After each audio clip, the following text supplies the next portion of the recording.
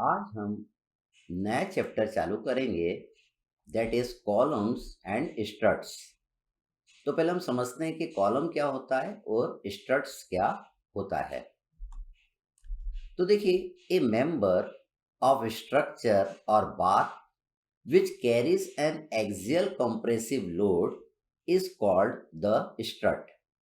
If the strut is vertical, that is inclined at 90 degree to the horizontal, is known as column. देखिए, यहाँ पे आपको एक एक स्ट्रक्चरल मेंबर आपको दिया है। इसके अंदर कंप्रेसिव लोड आपका आ रहा है। तो जिस भी मेंबर के अंदर कंप्रेसिव लोड आता है तो उसको हम क्या बोलते हैं? स्ट्रट बोलते हैं।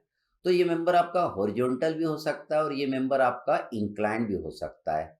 वही जब ये मेंबर वर्टिकल हो जाए तो हम इसको क्या बोलते हैं? वर्टिकल स्ट्रट बोलते हैं। और vertical strut is known as the column. Strut के केस में ये दोनों एंड आपके फिक्स हो सकते हैं, हिंज सपोर्ट हो सकता है, या एक साइड फिक्स हो दूसरा साइड हिंज सपोर्ट हो सकता है। लेकिन कॉलम के केस में क्या होता है? दोनों दोनों तरफ क्या रहता है? आपका फिक्स सपोर्ट होता है। कैसे? स्ट्रट में हैव इट्स वन और both the ends fixed rigidly और हिंज्ड और pin jointed, while the column have both the ends fixed rigidly.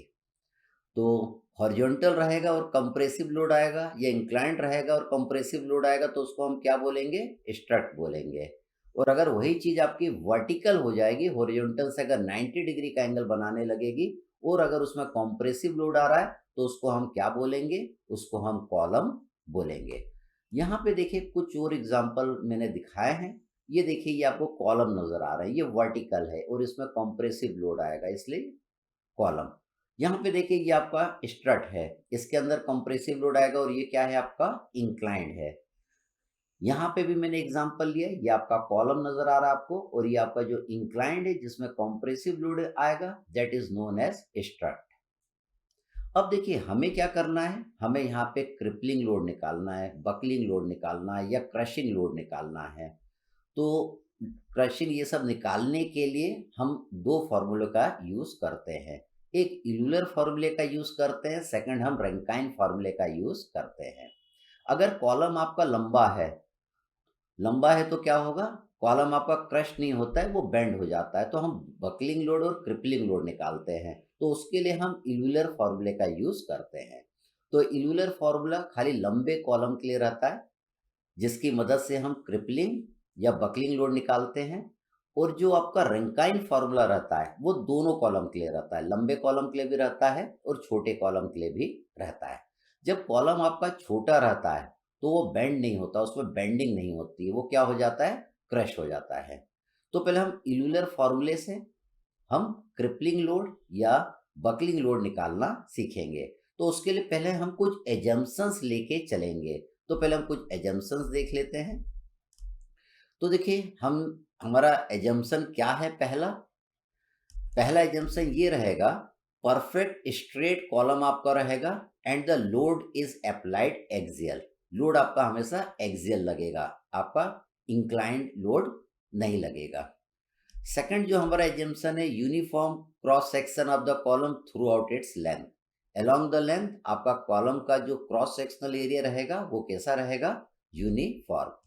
The end of the column are frictionless. जो एंड रहेंगे column के वो क्या रहेंगे? फ्रिक्शनलेस। अगर फ्रिक्शनलेस नहीं रहते एंड तो क्या होता है? स्ट्रेस कंसंट्रेशन होने लगता है और स्ट्रेस कंसंट्रेशन के कारण कॉलम वहां से क्रैक हो जाता है, वहां से टूट जाता है। फोर्थ एजम्पशन है, the self weight of the column are neglected. इसका सेल्फ वेट ना के बराबर हम मान के चलेंगे। अगला एजम्पशन है, कॉलम जो आपका रहेगा वो परफेक्टली इलास्टिक रहेगा, होमोजीनियस रहेगा एंड आइसोट्रोपिक मटेरियल का वो बना रहेगा। अगला जो एजम्पशन है, the length of the column is large as compare to its cross sectional dimension. Cross sectional dimension से उसका लेंथ क्या रहेगा? हमेशा ज्यादा रहेगा। अगला है, the shortening of the column due to direct compression is neglected. देखिए, यहाँ पे इस लोड के कारण इसमें बेंडिंग हो रही है, बकलिंग हो रही है, तो हम क्या कंसिडर करेंगे कि इस लोड के कारण इसमें लेंथ छोटी नहीं हो रही है, लेंथ छोटी नहीं हो रही, खाली क्या हो रहा है, बकलिंग हो रही है या बेंडिंग हो रही है।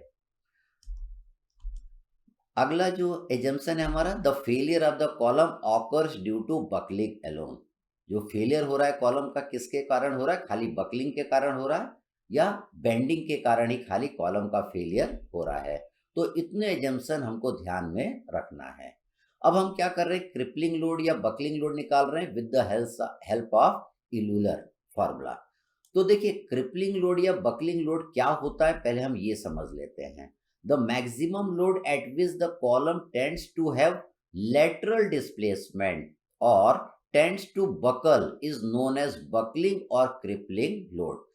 वो लेटरल डिस्प्लेसमेंट कॉलम का जिसके कारण कॉलम आपका क्या हो जाए, बकल हो जाए या क्रिपलिंग हो जाए, उसमें बकलिंग मतलब बेंडिंग हो जाए, वो लोड जिस पे कॉलम क्या हो जाए, बेंड हो जाए, उस लोड को हम क्या बोलते हैं, बकलिंग लोड या क्रिपलिंग लोड बोलते हैं।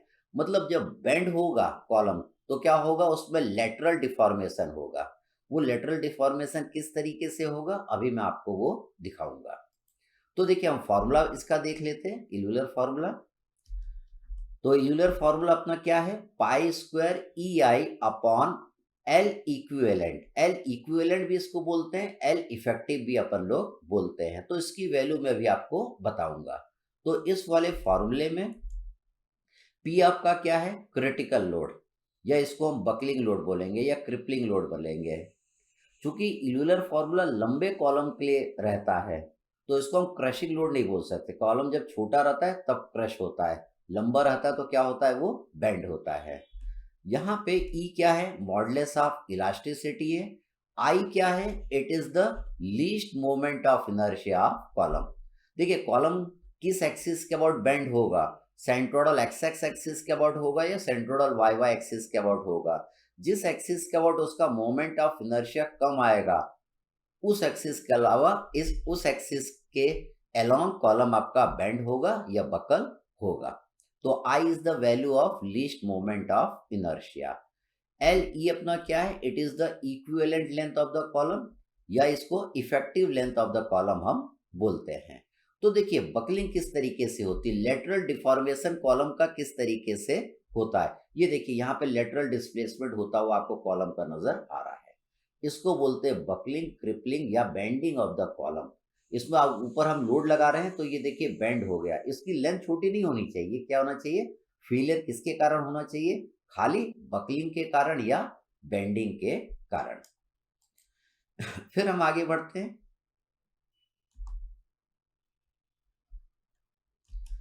अब देखिए एल इक्विवेलेंट हम समझे। देखिए क्या होता है, जब बोथ द एंड हिंज रहे या पिन जॉइंटेड रहे या राउंडेड रहे या फ्री रहे, तो एल इक्विवेलेंट कितना आता है, यहाँ पे एल के बराबर आता है। अगर देखिए वन एंड आपका फिक्स रहे और अदर एंड आपका फ्री रहे तो एल इक्विवेलेंट कितना आता है, दैट इज 2L आता है। अगर देखिए वन एंड आपका फिक्स रहे और अदर एंड आपका क्या रहे, पिन जॉइंट रहे या हिंज जॉइंट रहे, ये वाला फिक्स है, ये आपका हिंज जॉइंट है या पिन जॉइंट है, तो एल इक्विवेलेंट की वैल्यू कितना आता है, एल अपॉन रूट 2। इसी तरह अगर दोनों साइड आपके फिक्स हैं तो एल इक्विवेलेंट या एल इफेक्टिव, ये वाला लेंथ आपका कितना आता है, दैट इज L/2 आता है। ये फॉर्मूला कहाँ से आ रहा है, मैं इसका डेरिवेशन आपको बताऊंगा। तो हमें ये फॉर्मूला ध्यान रखना है। पहला, बोथ एंड हिंज रहे या पिन जॉइंट रहे या राउंडेड रहे और फ्री रहे तो इक्विवेलेंट लेंथ कितना लेंगे, एल लेंगे। तो बकलिंग लोड अगर आपको निकालना है, बकलिंग लोड का देखिए फॉर्मूला क्या होता है, pi square E I upon L equivalent या एल इफेक्टिव। तो एल इफेक्टिव की जगह या एल इक्विवेलेंट की जगह क्या पुट कर देंगे, एल। तो यूलर फॉर्मूला इस वाले केस के लिए क्या बन जाएगा, पाई square E I upon L square. अगर वन एंड फिक्स है और अदर आपका फ्री है तो आप जानते हैं इक्विवेलेंट लेंथ 2L आता है। तो L इक्विवेलेंट की जगह आप क्या पुट कर देंगे, 2L। तो आपका यूलर फॉर्मूला बन जाएगा किसके लिए, जब वन एंड फिक्स है और अदर एंड फ्री है, कितना बनेगा, पाई square E I upon 4L square. अगर वन एंड आपका फिक्स है और अदर एंड आपका हिंज है या पिन जॉइंट है तो एल इक्विवेलेंट कितना आता है, L/√2 आता है। तो ये तो अपना बकलिंग लोड का फॉर्मूला, यहाँ पे L इक्विवेलेंट की जगह आप क्या पुट कर देंगे, L/√2 पुट कर देंगे। तो इल्यूलर फॉर्मूला इस केस के लिए क्या बन जाएगा, दैट इज 2π² EI/L²। अगर बोथ द एंड आपका फिक्स है तो हम जानते हैं L इक्विवेलेंट कितना आता है, L/2 आता है। ये बकलिंग लोड का ये जनरल फॉर्मूला है। अब इसमें क्या करूंगा, L इक्विवेलेंट की जगह मैं L/2 पुट कर दूंगा तो अपना इल्यूलर फॉर्मूला बन के आ जाएगा 4π² EI/L²। तो ये चारों के मैं आपको डेरिवेशन करके बताऊंगा और ये वैल्यू निकाल के आगे मैं बताऊंगा। तो ये फॉर्मूले अगर आपको रटे रहेंगे तो प्रॉब्लम करने में आपको दिक्कत नहीं जाएगी। प्लस इक्विवेलेंट लेंथ भी आप लोग इसको पहले से रट के रखिएगा, ठीक। तो ये इतना चीज हमको रटा हुआ होना चाहिए। इसका हम डेरिवेशन करते हैं अगले लेक्चर में। फिर हम आगे बढ़ते हैं। एक आता है स्लेंडरनेस रेशियो। ये क्या होता है, it is the ratio of unsupported length of the column to the minimum radius of gyration of the cross sectional and of the column.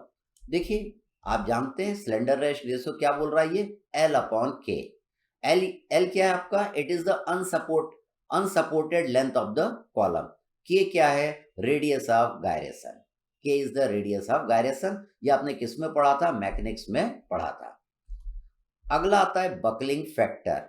Buckling factor क्या होता है, it is the ratio of the equivalent length of the column to the minimum radius of gyration. तो इसको आप क्या लिखेंगे, L equivalent upon K। L equivalent आप जानते हैं, जब बोथ द एंड आपके हिंज रहे तो L इक्विवेलेंट कितना आता है, L आता है। वन एंड फिक्स रहे, अदर एंड फ्री रहे तो L इक्विवेलेंट कितना आता है, 2L आता है। वन एंड फिक्स रहे और अदर एंड हिंज या पिन जॉइंट रहे तो L इक्विवेलेंट कितना आता है, L/√2 आता है। अगर बोथ द एंड फिक्स है तो L इक्विवेलेंट कितना आता है, L/2 आपका आता है। तो ये वैल्यू यहाँ पे पुट करके हम बकलिंग फैक्टर निकाल लेंगे। अगला है बकलिंग लोड। वो लोड जिसपे आपका कॉलम बेंड हो जाएगा, उस लोड को हम क्या बोलते हैं, बकलिंग लोड बोलते हैं। The maximum limit of the load at which column tends to have lateral displacement और tends to buckle is called the buckling और क्रिपलिंग लोड। वो लोड जिसपे कॉलम आपका क्या हो जाए, बेंड हो जाए या बकल हो जाए या क्रिपल हो जाए, उस लोड को हम क्या बोलते हैं, बकलिंग लोड बोलते हैं। The buckling take place about an axis having the minimum radius of gyration और लीस्ट मोमेंट ऑफ इनर्शिया। जिस एक्सिस के अबाउट मोमेंट ऑफ इनर्शिया कम आएगा, कॉलम उस वाले एक्सिस के अबाउट बेंड हो जाएगा या बकल हो जाएगा। नेक्स्ट आता है आपका सेफ लोड। सेफ लोड अगर आपको निकालना है तो सेफ लोड क्या होगा, buckling load divided by factor of safety जब आप कर देंगे तो आपका सेफ लोड निकल के आ जाएगा। तो प्रॉब्लम में ये सारी चीजें हमको कैलकुलेट करना पड़ेगा, कभी स्लेंडरनेस रेशियो, कभी बकलिंग फैक्टर, कभी बकलिंग लोड, कभी सेफ लोड। कुछ इमेज हम और देखते हैं। तो देखिए ये जो है ये बकल्ड आरसीसी कॉलम है। ये देखिए आरसीसी कॉलम है, ये थोड़ा सा बेंड हो गया, ऊपर से लोड लगाया तो ये बेंड हो गया, तो आपका जो कंक्रीट है इस तरीके से टूट गया। तो देखिए यहाँ पे आपको रॉड बेंड हुई नजर आ रही है। ये रॉड देखिए आपकी यहाँ पे बेंड हो गई है। तो ये क्या है, it is a buckled RCC column है। इसी तरह आपका बकल्ड स्टील कॉलम भी होता है। ये देखिए स्टील का कॉलम है जो बकल्ड हो गया, जो बेंड हो गया, जिसमें लेटरल डिस्प्लेसमेंट हो गया है। तो हमें वो लोड निकालना रहता है जिस लोड के ऊपर ये कॉलम में लेटरल डिस्प्लेसमेंट हो जाता है या बकलिंग हो जाता है। उसी के लिए हमको इल्यूलर फार्मूला पढ़ना है और रैंकाइन फार्मूला पढ़ना है। इल्यूलर फार्मूला लंबे कॉलम के लिए रहता है और रैंकाइन फार्मूला दोनों कॉलम के लिए रहता है, लंबे के लिए भी और छोटे के लिए भी। लंबा कॉलम रहेगा तो उसमें खाली बेंडिंग होगी, ठीक। और छोटा कॉलम रहेगा तो उसमें क्या होता है, क्रशिंग होती है। तो उसमें हम क्रशिंग लोड निकालते हैं। Thank you.